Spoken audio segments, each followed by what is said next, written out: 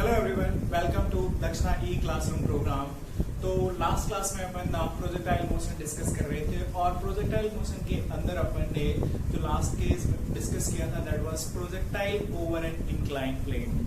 तो incline plane में अपन ने देखा था कि यहाँ पे जो अपन प्रोजेक्टाइल फायर करते हैं, प्रोजेक्टाइल प्रोजेक्ट करते हैं, that motion is actually happening along an incline plane actually. तो ये अपन कन्वेंशनली लेते beta angle, this is alpha angle, and then we derived, we like saw like how we can get all like time of flight, maximum height, range और बाकी कुछ भी अगर इसके बारे में आपको पूछा जाता है then like what was the exactly approach। तो इसमें कुछ चीजें डिफरेंट नहीं होती है, यहाँ पे बस अपन को लाइक थोड़ा सा ये जो x और y एक्सिस है, x एक्सिस इधर y एक्सिस इधर ऐसे लेते हैं and then we resolve the g along x axis and y axis and then normal approach of like जो सिंपल वाला प्रोजेक्टाइल मोशन होता है, motion along x axis, motion along y axis, and then different conditions for time of flight, for maximum height and range and all that like। तो basic approach वही रहता है, बस थोड़ी सी चीजें यहाँ पे बदल जाती हैं, ये हमने last class में देखा था। And then we derived some formula for this case too actually, so you should remember those formulas। I told you it is optional actually, like you have two options, either remember the formula or derive it। So I would strictly like still advise you to remember it, it will be like much better or easier। तो यहाँ पे अपन ने देखा था कि range अपने को आ जाता है along the inclined plane, it's 2u square sin of alpha cos of alpha plus b when we are firing it from the bottom to the top, divided by g cos square beta, this is range, and h max comes out to be u square sin square alpha divided by 2g cos beta, time of flight comes to u sin alpha divided by g cos beta, and we also derive the condition angle alpha for which the range is maximum, that was pi by 4 minus beta by 2। अगर ये इस case के लिए अपन इतने angle को project करते हैं then our range is maximum and we get the maximum range relation also u square by g, this is 1 plus sin beta। तो ये सब रिलेशंस थे, आपको ये याद रखने का है basically because these will be all used in solving for problem। So up to last class we just discussed the concept, let's continue with the problem based on the application of this same concept। So we have actually here one problem, let me erase all those like things। So this was just about like last class। Now you see the problem actually, here we have a bullet is fired from the bottom of an on an inclined plane at an angle 37 degree। तो यहाँ पे situation ये बात कर रही है inclined plane की definitely, and we need to like see that what is exactly given। तो यहाँ पे bottom से bullet fire किया जा रहा है and it's moving like this, and this is its speed and some angle। So यहाँ पे देख सकते हैं bullet is fired from the bottom on an inclined plane at an angle of 30 degree with the inclined plane। तो मतलब कि alpha जो है अपना यहाँ पे थीटा देखा है, that is equal to 37 degree। The angle of inclination of the plane is 30 degree, तो means this angle जो अपन पहले बीटा लेते थे वो अभी 30 degree दे रखा है। And okay, inclination this and with the horizontal, find the maximum height and all that like we are missing here with the speed, let me just get you speed। Here speed is given in the diagram, that is equal to actually 50 meter per second। So this is your u speed alpha 37 degree। So here the approaches we will take, this is x axis and this is y axis, and then we can write actually here motion, same thing, either you can go with the like basic approach or you can use direct relations also। So motion, let me first resolve the motion of x axis। So for this I can write, तो अभी अपने पास ux कितना है 50 cos 53 like 37 degree, this is 50 cos 37 degree, that is equal to 40 meter per second। ax अपना हो जाएगा that is equal to, तो यहाँ पे आप देख सकते हो ax ag downward and this is like 30 degree, so it will have this is g sin 30 degree and this is g cos 30 degree। तो अपने पास ax हो जाएगा यहाँ पे g sin 30 degree, that you can write also g by 2, that is 5 meter per second square। Is it? बाकी सब चीजों की अपन को जरूरत नहीं है। Similarly motion of y direction also I can express. तो यहाँ पे uy कितना आ जा रहा है अपने पास, uy is equal to 50 sin 37 degree, that comes out to be 30 metre per second. And ay भी अपने पास है, this is also minus and this is also here also, and this will be like minus g cos 30 degree. Let me keep it here only. अभी अपन को जो चीजें पूछी गई हैं, तो यहाँ पे पूछा गया maximum height from the inclined plane. So we know we have already derived the relation for that.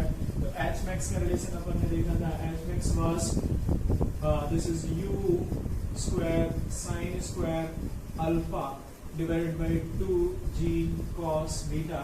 यहाँ पर आप ये समझ सकते हैं, here alpha is equivalent to theta equal to 37 degree and beta is equal to 30 degree, right? और इसको आप ये भी बोल सकते हैं, this is equal to uy square by 2g by, right? तो यहाँ पे अपन डाटा सब्स्टिट्यूट कर सकते हैं, uy अपने पास है 30 square divided by 2 times gy is equal to like basically ये तो डायरेक्टली मैग्नीट्यूड अपन को सब्स्टिट्यूट करना होगा, तो g cos 37 डिग्री 30 डिग्री, तो g है अपने पास this and cos 30 is root 3 by 2. So let's solve it and we are getting it's 900 divided by 10 root 3 and this comes out to 10 gets cancelled and 3 root 30 root 3 meter. So this is your h max. So you can see we are getting, this is basic formula, basic problem directly based on formula actually. So we got first and similarly it's second, time of flight. So time of flight it was like 2u sin alpha divided by g cos beta. U sin alpha के लिए अपने पास directly है u sin alpha is equal to 30.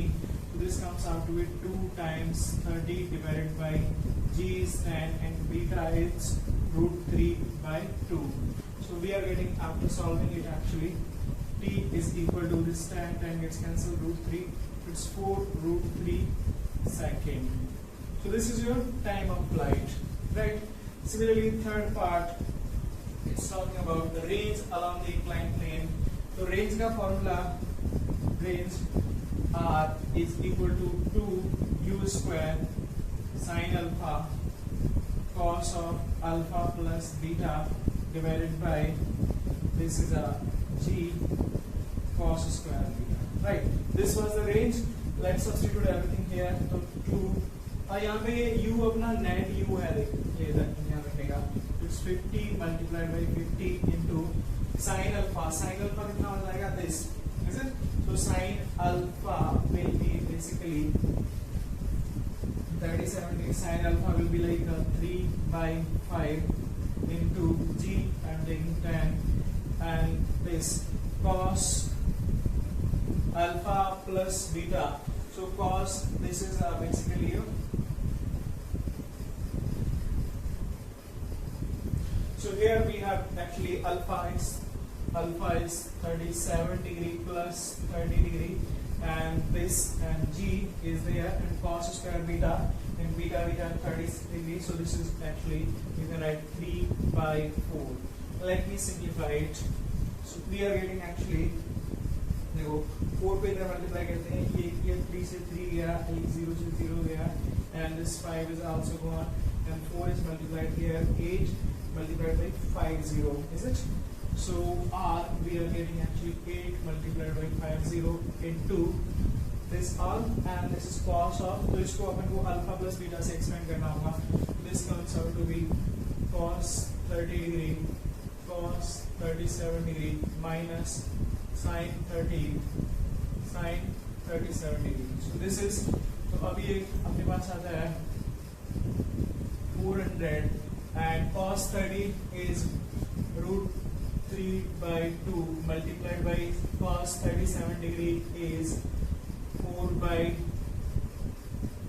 5, and minus sin 31 by 2, and sin 37 degree is 3 by 5 actually, right? So let me take 10 out from here, and then we are, this is 400 divided by 10, and inside we are left with 4 root 3 minus 3 actually.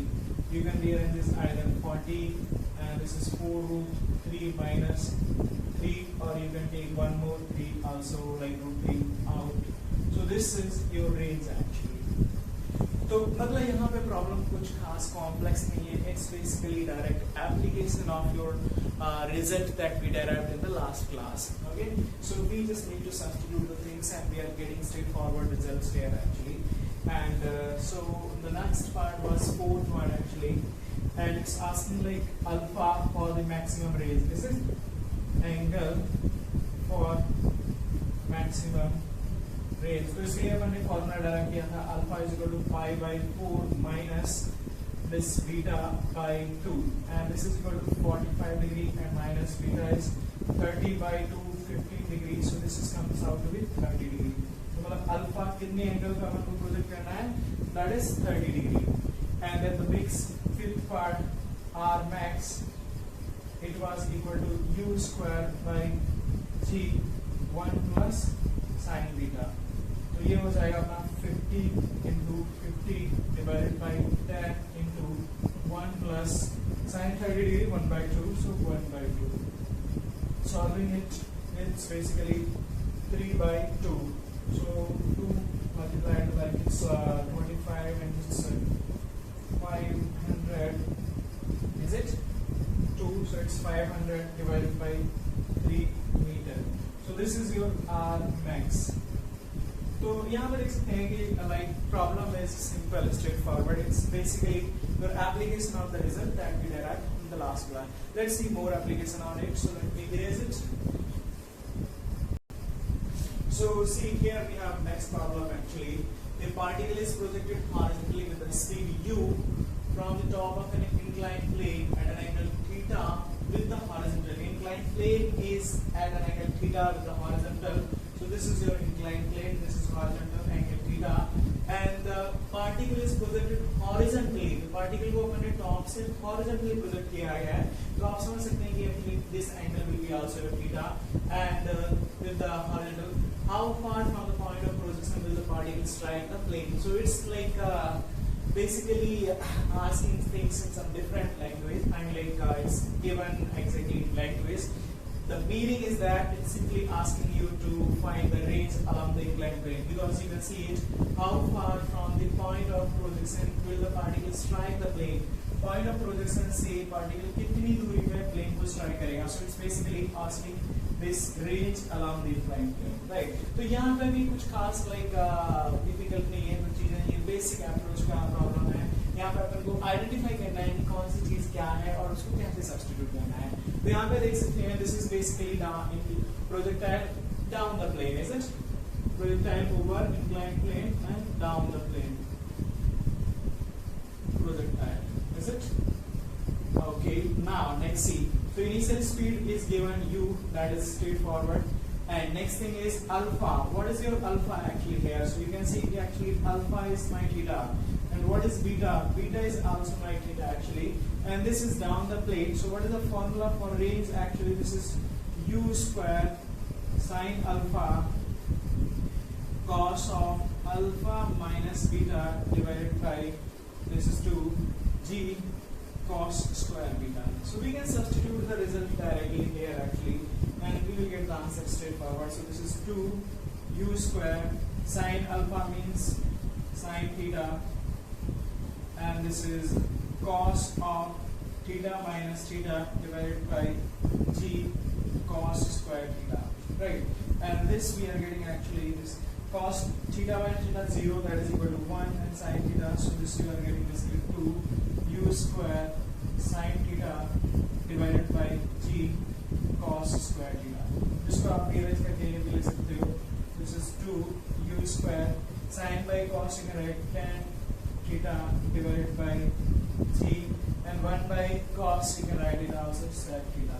So this is actually your range, and that is the answer to this problem. So I hope you are understanding. Actually here we are getting straightforward things. यहाँ पे कुछ खास complex चीजें आपको नहीं दी गई. Yes, it's not that problems on these topics are not difficult. Yes, this is like difficult problems are also there. We will solve them also. So this is, we are just explaining you the basic application of the concept that we see. Let's see few more cases for this. So here we have next problem. Listen the problem carefully. A projectile is thrown at an angle theta with the inclined plane of inclination theta. तो ये एक अपना inclined plane है. This is your inclined plane. Horizontal. Inclined plane is an angle beta with the horizontal. So beta is the angle of inclination. With this inclined plane, the projectile is fired with some speed u at an angle theta with the inclined plane. So this is the diagram given to you. Okay, and inclination beta is shown. Find the relation between beta and theta. अभी ये थोड़ा सा अलग question है actually यहाँ पे. तो हमें बीटा और थीटा में रिलेशन पूछा गया है. If so, condition is also given. A projectile strike the plane perpendicularly to the inclined plane. देखो इसका मतलब आई थिंक आपको समझ में आ रहा होगा. मतलब इसका ये है कि प्रोजेक्टाइल यहाँ से फायर किया गया and this is moving like this, and when it is like landing on this project inclined plane, then it's landing basically perpendicularly. So at that point of like striking the plane, the velocity is only in the y direction. You can say the x component of the velocity simply becomes 0. This language again, projectile strike the plane perpendicularly to the inclined plane. इसका मतलब ये है ना कि मतलब वो ऐसे इसमें परपेंडिकुलरली स्ट्राइक कर रहा है. तो परपेंडिकुलरली स्ट्राइक कर रहा है तो आप समझ सकते हो कि इसकी हॉरिजॉन्टल वेलोसिटी क्या हो जाएगी. हॉरिजॉन्टल का मेरा मतलब है यहाँ पे कि x डायरेक्शन में वेलोसिटी क्या हो जाएगी 0. तो वहां से हमारे पास सीधा सीधा कंडीशन कुछ आ रहा है कि वहां से कुछ कंडीशन आएगा और फिर अपन देखते हैं कि आगे वहां से कुछ आएगा, फिर आगे जो भी रिलेशन अपन सोच पाएंगे and then we will be able to solve it. So let's continue. तो अभी यहाँ पे देखते हैं अपने पास ये देखो क्या हो जाएगा. Simply g this angle will be your also beta. The component हो जाएगा g cos beta and here it will be g sin beta. तो ये हो गया ax, this is your ay और ये अपने पास motion is it along x axis. तो x axis में देखेंगे तो अपने पास ux क्या हो गया u cos theta and ax हो गया अपने पास minus g sin beta. Similarly y axis में हम लिख सकते हैं y एक्सिस के डायरेक्शन में तो u y will be your u sin theta and ay is your minus g cos beta. अब यहाँ पे जो कंडीशन दे रखी है इसमें वो अप्लाई करते हैं. तो केस ए के लिए चलते हैं. तो केस ए में लिखा है कि finally at the point of striking the it's striking perpendicularly. तो इसका मतलब ये हो रहा है simply striking perpendicularly. This means perpendicularly to the inclined plane. ठीक है ना. देखो इसका सीधा सीधा मतलब समझ में आता है कि फाइनल वेलोसिटी x डायरेक्शन में क्या हो रही है अपनी 0 हो रही है. और ये देख सकते हैं. तो अब फाइनल वेलोसिटी में क्या लिख सकते हैं vx is equal to ux plus ax into t. और t क्या होगा यहाँ पे at this moment t will be your time of flight. तो ये देख सकते हैं ये 0 है अपने पास, ux अपने पास है u cos theta और ax हो गया minus g sin beta into capital T. तो यहाँ से अपने पास एक रिलेशन ये आ जाता है जिसको हम रीअरेंज करके लिख सकते हैं u cos theta divided by g sin beta. Okay, so we got actually the expression for time of flight, but if we just compare it, so this is alpha and beta is actually equal to beta here. तो हमारे पास time of flight का एक और standard relation भी होता है इसके लिए, and that another relation of time of flight, is it? तो वो देखते हैं अगर वहां से अपने पास तो t वो होता है that is 2u sin alpha. Alpha यहाँ पे कितना है अपने पास basically theta. 2u sin theta divided by g cos beta. So this is actually another relation. Now these two quantities must be same, is it? Above 2 time of flights must be same. ये बस मतलब basically time of flight in different forms में, but the numerical values should be same. तो इन दोनों को बराबर अपन कर देंगे, तो यहाँ से अपन देख सकते हैं this is u cos theta by g sin beta must be equal to 2u sin theta divided by g cos beta. g से g गया, u से u गया, और इसको इधर ले आते हैं, इसको इधर ले आते हैं, तो ये अपने पास cos theta by sin theta आ जाएगा, तो ये अपन देख सकते हैं cot थीटा, और यहाँ पे बचेगा ये 2 sin beta by cos beta, तो this is 2 tan beta. So we are getting actually the relation between theta and beta. So this is your answer for case A. तो अपन लाइक थोड़ा सा यहाँ पे चीजें अलग थी. अपन को in such cases you try to like pay attention to the problem. वहाँ पे क्या दिया है exactly, उसके वहाँ से सोचना शुरू करो. ठीक है, ये तो डाटा अपन ने नॉर्मल जो एक्सप्रेशन दे रखा है, इंफॉर्मेशन दे रखी है, वो लिख लिया. अब now point is here actually. Projectile strike the plane perpendicularly to the inclined plane. तो यहाँ से अपने पास ये कंडीशन आती है that this should be 0 and we are getting this relation. अब यहाँ तक आप पहुँच जाते हो तो फिर then you need to think okay we are getting this relation and we have another relation of time period. Are these two are same? अगर ये same होती तो फिर अपन को कुछ और सोचना पड़ता. So these two are definitely not same. तो यहाँ से अपने पास simply equate करके we can get the answer actually. I mean like same का मतलब कि यहाँ पर क्या है, दोनों same दिख रहे हैं but दिखने में different है. So numerically values will be same. So let's similarly go for the next case. Let me erase it first. So I hope you understand this. I am going to erase it.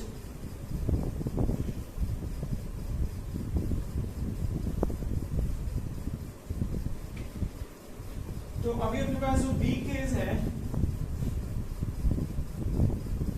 B case में ये बोल रहा है actually projectile strike the inclined plane horizontally to the ground. ये थोड़ा सा अपन को और समझना होगा यहाँ पे.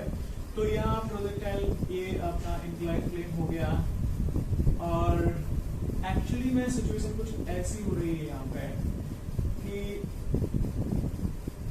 दिस इज तो यहाँ पे देख सकते हैं कि जो प्रोजेक्टाइल फायर किया गया, this is your actually beta, this is u and this alpha is equal to theta here, and you can take this is your y axis, this is your normal x axis, but यहाँ पे थोड़ा सा अभी आपको यहाँ से this is my actually h max. यहाँ पे ये देखा है projectile strike the inclined plane horizontally to the ground. तो जो inclined plane है, inclined plane को strike कर रहा है horizontally to the ground. तो इसका मतलब कि इस पॉइंट पे क्या हो रहा है, अपनी net velocity u only ux हो जा रही है, मतलब हॉरिजॉन्टली हो जा रही है, u हॉरिजॉन्टल. Is it? तो एक तो तरीका है कि अपन लाइक इसको इंक्लाइंड प्लेन के हिसाब से चलें. दूसरा आपको सीधा सीधा समझ में आ रहा होगा कि अगर मैं सीधा इसको ग्राउंड से देखता हूँ तो ये मेरा प्लेन हो गया. Now my angle of projection is theta plus beta. Then what is this point? This is the point of maximum height with respect to horizontal plane, is it? So the striking point is the point of maximum height for projectile on horizontal plane, is it? Just for a moment we can ignore this inclined plane. तो अभी अपने पास angle of projection कितना आ गया? This is equal to theta plus beta, right? और speed u है, तो यहाँ पे अपन लिख सकते हैं कि in this case now we will get actually at that point ये क्या हो जाएगा, half of time of flight. So time of flight will be, is it, of light with respect to horizontal, is it, plane. तो वो अपना total time of flight हो जाएगा 2u sin theta, that is equal to theta plus beta divided by g, right? लेकिन यहाँ तक का time to strike the plane, तो वो क्या आ जाएगा इस टोटल टाइम का आधा, so that is equal to t/2 and that is equal to u sin theta plus beta by g। This is right. अपन ने इसको क्या किया, हम थोड़ा सा अलग एंगल से इसको देख रहे हैं कि हमें ये क्या दिख रहा है कि ऐसे सीधा फायर किया गया, it's suppose to land here, but यहाँ पे जो प्लेन है जिसको ये क्या कर रहा है ऑलमोस्ट हॉरिजॉन्टली, मतलब लाइक एग्जैक्टली हॉरिजॉन्टली यहाँ पे स्ट्राइक कर रहा है। तो मतलब ये समझ सकते हैं कि अगर ये मोशन होता तो इसके लिए ये पॉइंट क्या हो गया जहाँ पे स्ट्राइक कर रहा है वो अपना मैक्सिमम हाइट हो गया, जहाँ पे वेलोसिटी ओनली हॉरिजॉन्टल हो जा रही है, वर्टिकल एक्सिस में नहीं है। तो उस सिचुएशन में जब हॉरिजॉन्टल प्रोजेक्टाइल देखेंगे तो ये अपना एंगल ऑफ प्रोजेक्शन हो गया। इसके लिए अपन लिख सकते हैं टाइम ऑफ फ्लाइट क्या हो गया, like time of flight for horizontal plane, this is simple two u sin theta, यहाँ पे थीटा अपना हो रहा है theta plus beta divided by g। Okay, तो यहाँ तक पहुंचने का टाइम हो गया था आधा time. And another thing is, अगर इसको देखें तो यहाँ पे क्या हो रहा है अपने पास for incline plane, incline plane के लिए अगर हम बात करें तो अपना थीटा बराबर है अल्फा है और बीटा बराबर बीटा है और u is u, and actually in this case your time of flight is time of flight for incline plane, is it, ये हो जाएगा अपने पास 2u sin, यहाँ पे क्या होता है 2u sin alpha, alpha is equal to basically theta divided by g cos beta and beta is equal to theta. तो ये देख सकते हैं कि ये total time and this half time should be equal actually, is it, so t should be equal to t incline this. यहां से अपन एक इसको रीअरेंज कर सकते हैं, so this is u sin alpha plus theta plus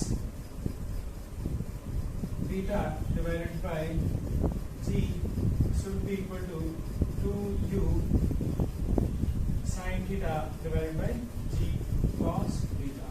g cancel, u cancel हो गया, इसको अपन लिख सकते हैं this is equal to cos beta into sin of theta plus beta equal to sin theta। तो ये भी अपने पास एक्चुअली एक रिलेशन आ जाता है। हाँ, we can express it further actually यहाँ पे इसको लाइक sin थीटा को अपन एक्सपेंड कर सकते हैं sin थीटा cos थीटा, तो like we just need one relation actually between theta and beta, so that is your answer for this case। Okay, we missed 1 2 actually, this 2 will be also here। तो ये अपने पास answer, तो यहाँ पे चीजें थोड़ी सी अलग थी एक्चुअली में। Here this is also exactly application of projectile over an inclined plane। You try to remember the formulas for this। यहाँ चीजें थोड़ा सा अपन को अलग अप्रोच में जाना था, but try to like solve more problem, then your like mind will have so many approach and then you Okay, so the next topic is projectile from a moving frame or platform। तो इसको समझने से पहले like you will need one more thing actually, and that is basically the term effective velocity or relative velocity। The thing is like ये relative velocity इसको अपन आगे भी detail में समझेंगे। There is one complete chapter that is relative motion, so we will try to understand this concept in detail in like later। but यहाँ पे आपको थोड़ा सा ये चाहिए concept समझने के लिए, so that it can help you in understanding this topic। so let me just first explain you this part actually। तो यहाँ पे एकदम लाइक सिंपल सा लेट्स कंसिडर कि ये कोई बॉक्स है, कोई कंपार्टमेंट आप समझ सकते हो जैसे ट्रेन का, और यहाँ पे like let's this is some floor actually, and let's suppose you are standing here and one object is also lying here. तो अभी लाइक आप देख सकते हैं कि आप अंदर से देखोगे तो लाइक एवरीथिंग अंदर से देखने पे ये सब आपके लिए कोई मूव नहीं कर रहा है।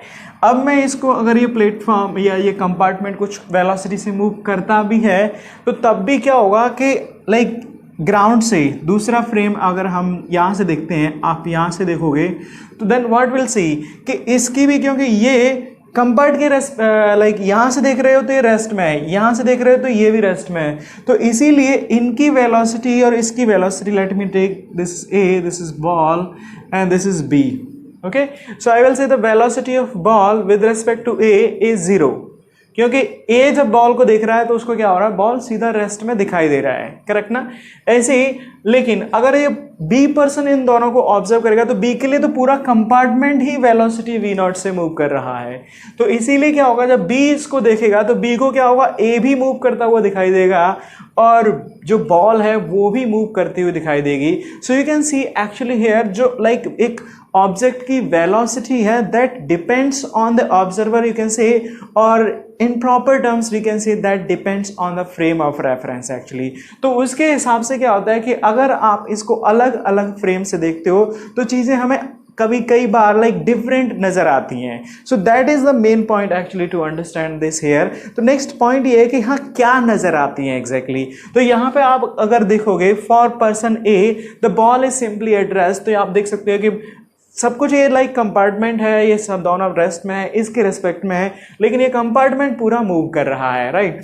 सो we can write ball is at rest for observer A के रेस्पेक्ट में देखोगे तो ए को क्या होगा, बॉल रेस्ट में दिखाई देगी, but is it velocity of ball and observer A is v naught, is it, with respect to b, or you can write it also for observer b।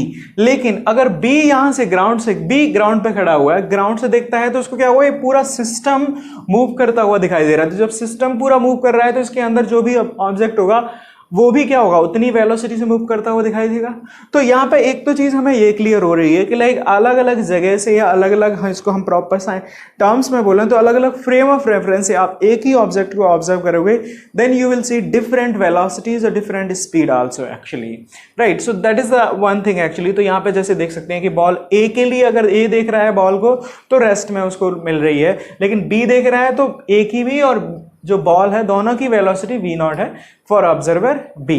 सो मतलब ये हो गया कि यहां से देखो तो आपको वेलोसिटी और स्पीड अलग हो जाती हैं। तो यही जो इफेक्टिव वेलोसिटी, अब मैं बोलूं लाइक इसी को मैं बोल सकता हूं velocity of ball with respect to a, is it, velocity of ball with respect to observer a, तो इसको मैं क्या बोलूंगा, ये 0 है। a के लिए क्या है, बॉल रेस्ट में है। इसी को आप relative velocity of ball A के रेस्पेक्ट में बोल सकते हो, और you can simply just for understanding purpose you can call it effective velocity of ball for A actually. This is for understanding purpose, proper term is this is relative velocity of ball with respect to A. तो यहाँ पे आप देख सकते हो इसको क्या है, 0 हो रही है एक्चुअली में। अब इसी को मैं प्रॉपरली लाइक इसके लिए बोलता हूँ velocity of ball is it with respect to B. जब बी देख रहा है वेलोसिटी तो उसको क्या दिखाई दे रहा है, वी नॉट। अगर मैं इसको डायरेक्शन को लेट से आई कैप और जे कैप ले लेता हूं तो ये आई कैप, तो जो बी को है वो बॉल आगे जाती हुई नजर आ रही है, right. So I hope this term simple point it should be clear. Okay, another point actually here, अब जैसे इसी सिचुएशन में को मैं मान लेता हूं, लेट्स से नेक्स्ट केस, अभी मेरा सेम ये कंपार्टमेंट है and let's say initially now this is at rest, same this is your floor, this is ball and this is observer A। अभी बॉल को अगर मैंने कुछ u स्पीड दिया इसके रेस्पेक्ट में and this is let's say initially at rest, is it? तो अभी क्या होगा, बॉल जब ये पूरा सिस्टम रेस्ट में है तो अब इसको ये बॉल को A मतलब लाइक देखता है तो उसको क्या दिखाई देगा, speed of ball for A will be same u। You must be understanding it. There should not be any confusion. लेकिन अब अगर मैं यहां से देखता हूं इसको तो यहां से भी देखोगे तो ये क्या होगा, ये तो गाड़ी तो क्या है, रेस्ट में है। तो इसको भी जो भी ऑब्जर्वर मैं इसको ले रहा हूं, बॉल की वेलोसिटी कितनी दिखाई देगी, सेम u, इज इट। क्योंकि देखो इसके लिए भी फ्रेम ऑफ रेफरेंस अगर मैं यहां पे सेट कर देता हूं तो अगर t टाइम में ये बॉल यहां मूव कर जाती है तो ये कितना होगा, दिस इज ut। तो इसके लिए भी ये ut मूव किया और b के लिए भी ut मूव किया। तो जब आपका जो लाइक यहाँ पे बोल सकते हो कंपार्टमेंट या जो फ्रेम है वो रेस्ट में है तो उस सिचुएशन में क्या हो रहा है कि दोनों के रेस्पेक्ट में जो बॉल की वेलोसिटी है वो सेम है, जो कि नॉर्मल सिंपल केस है। अब यहाँ पे थोड़ा सा, so now let me right it, when compartment is at rest, this is the simplest case जो कि अभी तक अपन ने पढ़ा है। then velocity of ball is same for both observer A and B। ये देख सकते हो कि अगर ये कंपार्टमेंट ही अपना रेस्ट में, तो ये यहां से देखो या यहां से देखो, then we are getting it same thing actually. Alright, इसी में let's say now if compartment is given velocity B naught, is it? Compartment को भी अपन ने वेलोसिटी दे दिया। Let me erase this case like, तो अभी कंपार्टमेंट को अपन ने वेलोसिटी दे दिया and this ball is also given velocity u and ball is given velocity u। Clear?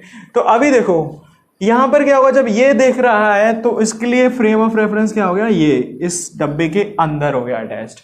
इसके लिए आप देख सकते हो कि ये मान चलो फ्रेम ऑफ रेफरेंस अपना यहां पे अटैच कर ले रहा है। So ये x1, this is y1 and for this it's x and this is y। तो अभी यहाँ पे मैं बोल सकता हूँ let's say t is equal to at t equal to 0 is it for a के लिए देखें तो x बॉल क्या है 0, करेक्ट। t टाइम के बाद इसको बॉल क्या होगी, मान चलते हैं कि t टाइम के बाद बॉल क्या होगी, यहाँ पे पहुंच जाती है, राइट तो ये जो distance at t time I can write x b is it t will be like you right can write u into t, क्योंकि इसके ये तो इसका क्या हो गया, इसको अंदर है सब कुछ तो इससे कोई फर्क नहीं पड़ रहा है बाहर वाले से, ये सब साथ में जा रहा है तो इसके रेस्पेक्ट में सिंपली ये यू वेलोसिटी से मूव कर रहा है and this will be like here, right. तो ए के रेस्पेक्ट में बॉल की वेलोसिटी सिंपली आप बोल सकते हो velocity of ball with respect to A simply u, correct ना। ना पे अटेंशन, जब B देखेगा तो B के लिए देखो क्या हो रहा है, अगर मैं इसको सबको लाइक भूल जाता हूं तो ये बॉल यहां से यहां तक तो पहुंच चुका ही है, करेक्ट ना। टी टाइम में बॉल यहां से यहां पहुंच चुका है, लेकिन can you imagine this van this vehicle will also move by some amount v not into t। Let me draw the diagram here actually। तो उस सिचुएशन में क्या होगा, जो व्हीकल होगा आपका दिस विल बी हेयर, तो ये आपका इतना लाइक यहां से ये व्हीकल मूव कर गया और बॉल यहां से यहां मूव कर गया ut डिस्टेंस, और सेम टाइम में तुम्हारा जो व्हीकल है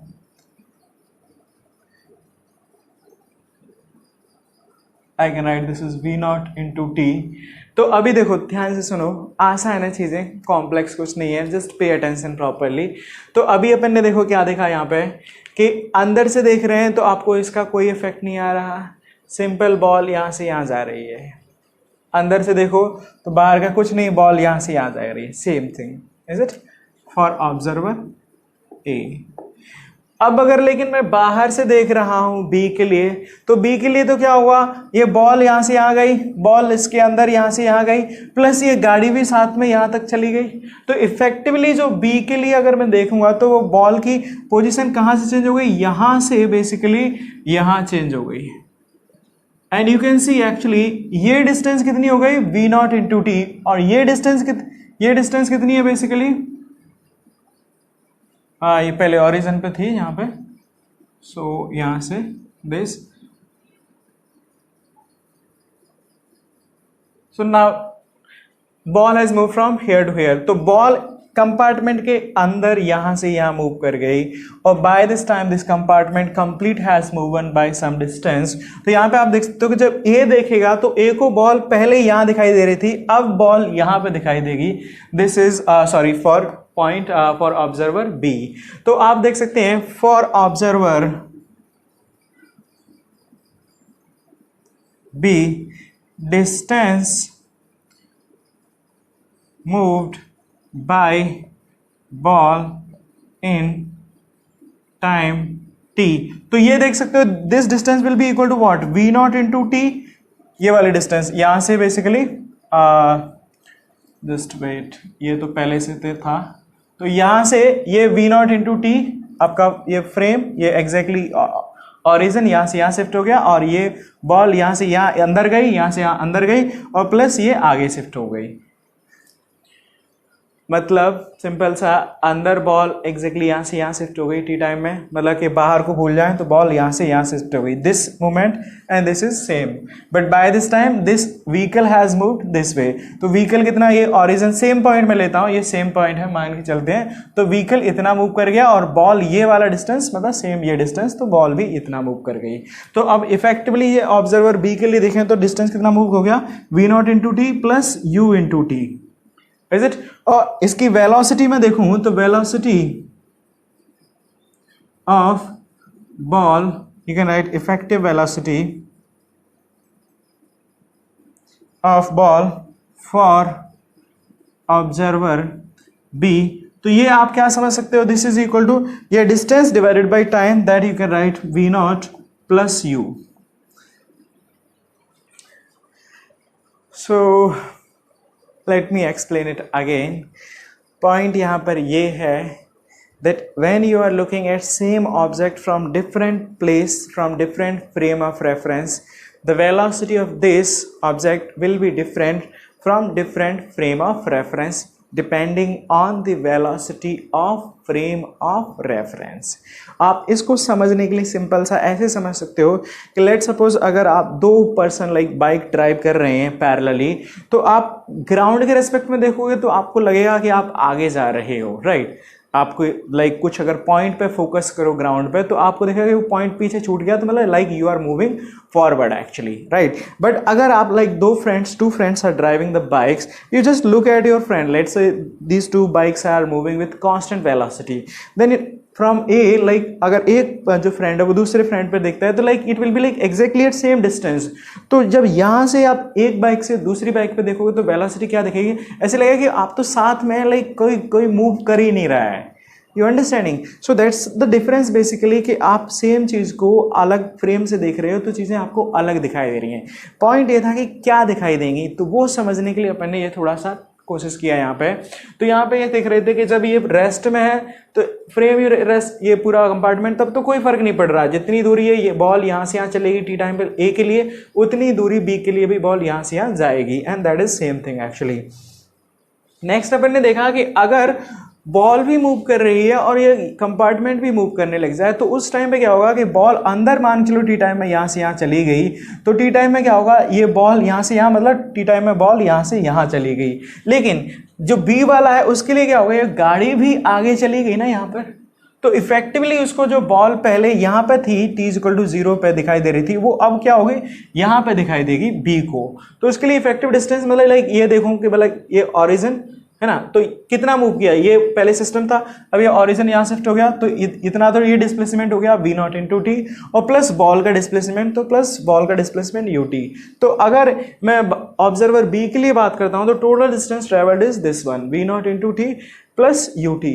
आई hope you are understanding this is not much complex actually, बहुत complex चीज़ें नहीं है, but still if I would say if you are still facing some problem, just wait, have some patience, we discuss these things in detail more, even better, like later on, okay? I am just going like little bit for this topic purpose.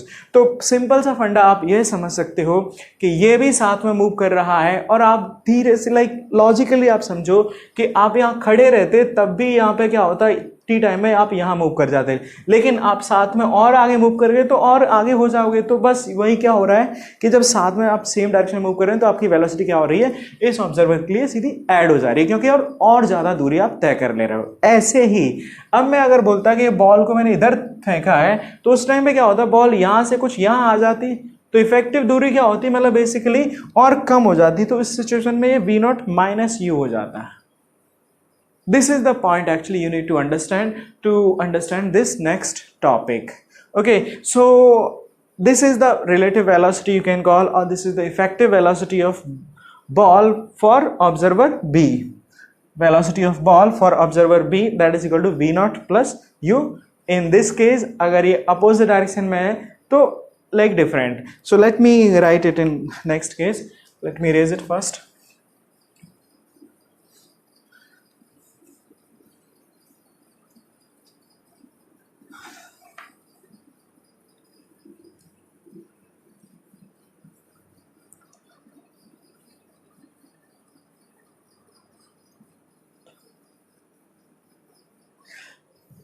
मैं और थोड़ा सा आपको explain करने की कोशिश करता हूँ. मान के चलते हैं ये आपका प्लेटफॉर्म है. Is it simply one ball is lying at rest here actually t is equal to 0.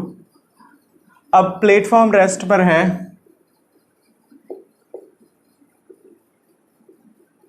At rest उस सिचुएशन में क्या होगा, एक बंदा यहां से देखता है या अनदर पर्सन दूसरा यहां से ऑब्जर्व करे तो बॉल आपको यहीं पे दिखाई देगी.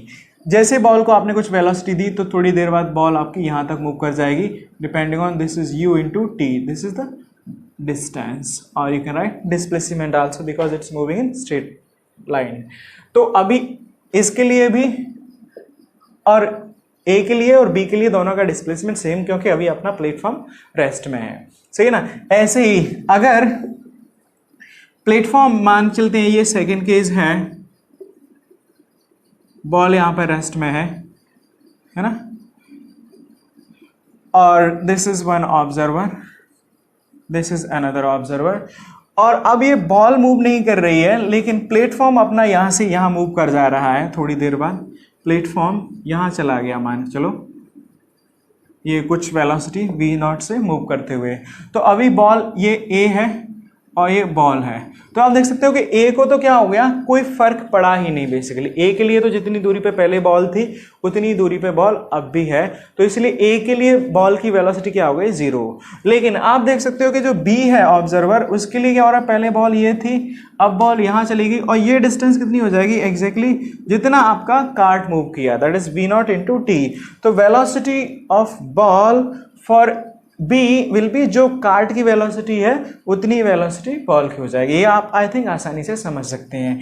ऐसे ही मतलब ये केस था मेरा नेक्स्ट कि अब इस सिचुएशन में क्या हो रहा है, ये अपना कार्ट है basically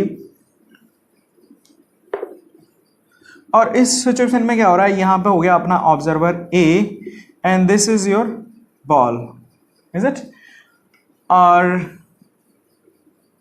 this is your cart and this is your observer and यहाँ पे बॉल. अभी क्या हो रहा है कि अब अपन ने क्या किया, इस बॉल इस कार्ट को भी वेलोसिटी कुछ v नॉट दे दी और बॉल को भी कुछ u वेलोसिटी दे दी. तो अभी क्या होगा, इसको अगर हम भूल जाएं तो बॉल टी टाइम में कुछ यहाँ मूव कर जाएगी, राइट. और बाय दिस टाइम ये कार्ड भी आगे कुछ मूव कर जाएगा. तो आप देख सकते हो कि जब बॉल लाइक यहाँ मूव कर गई है, दिस इज द पोजीशन, तो ये कितना हो जाएगा u इंटू टी डिस्टेंस. और इसी टाइम में ये कार्ड भी तुम्हारा क्या होगा, यहाँ से यहाँ मूव कर जाएगा. सो this is your v not into T. तो अगर कोई पर्सन यहाँ से ग्राउंड से खड़ा होकर के देखेगा तो उसके लिए क्या होगा, बॉल पहले जो यहाँ पर थी वो अब इफेक्टिवली उसको यहाँ पर दिखाई देगी. This is the final position of the ball. तो जो बी पर्सन है जो ग्राउंड पर खड़ा है उसके लिए बॉल कितना मूव की, इतना. जो पर्सन ए है क्योंकि वो क्या हो गया साथ में खुद भी चला गया है तो उसके लिए बस दूरी कितनी, यहाँ से इतनी ट्रेवल की. तो ये जो ए पर्सन है बेसिकली कार्ड पे खड़ा है उसके लिए इस बॉल की इफेक्टिव वेलोसिटी सिंपल u है. जो बी पर्सन है उसके लिए बॉल की इफेक्टिव वेलोसिटी ये हो जाएगी v not plus u. So you can write effective velocity of ball for a, you can write this is equal to simply u and same effective velocity of ball for b, तो ये हो जाएगा अपना v not plus u. This is the. अब इसी में अगर मैं ऐसे ही आगे एक और केस जस्ट डिस्कस कर लूं तो यहाँ पे जस्ट मान के चलते हैं this is your cart and this is observer a. मैं यहाँ पे अभी इस बार इसको फिक्स कर देता हूँ बॉल को and this is observer b. Okay, now the card को अपन ने इधर वेलोसिटी दिया v नॉट और इसको बॉल को u वेलोसिटी इधर दिया, तो अभी क्या होगा, टी टाइम में जो कार्ट है वो अपना कहीं यहाँ आगे चला जाएगा, कार्ट इज हियर, तो कार्ट कितना मूव कर गया, दिस मच, ये बोल सकते हो v not into T time तक, क्लियर। बट जो बॉल है वो क्या होगा, इधर मूव किया अपोजिट डायरेक्शन, तो बॉल ये ऑब्जर्वर ए है, तो अभी बॉल पहले जो यहां पर थी इस ए के लिए, वो अब क्या होगी, कुछ यहां पर आ जाएगी ball, and this you can right u into T, ठीक है ना। तो अभी जो इफेक्टिव वेलोसिटी जो लाइक डिस्टेंस हुआ, सो this is b, effective velocity for a, तो ये आप बोल सकते हो सेम यू ही रहेगा बट इस डायरेक्शन में, राइट। लेकिन जो बी के लिए बात करूं तो बी के लिए इतना तो कार्ट मूव कर गई और ये कुछ वापस आ गया, तो इफेक्टिवली डिस्टेंस कितना ट्रेवल हुआ, ये, और ये कितना है अपना यू टी, तो ये डिस्टेंस कितना हो गया, ये पूरा u v not into t minus u t, so this distance is equal to actually this is v not into t minus u t. तो अभी आप देख सकते हो कि जब कार्ट इधर मूव कर रहा है, बॉल इधर मूव कर रहा है, तो जो ग्राउंड से पर्सन देख रहा है उसके लिए जो इफेक्टिव वेलोसिटी आ रही है that is okay, that is basically now v not minus you, so effective velocity for b is it of ball, तो b के लिए ये हो जाएगी बेसिकली आपका v नॉट माइनस यू। तो जब ये सेम डायरेक्शन में है बॉल और प्लेटफॉर्म, तो ऐड हो जा रहा है अपोजिट डायरेक्शन में, तो क्या हो रहा है, सिंपल सब्ट्रैक्ट हो जा रहा है।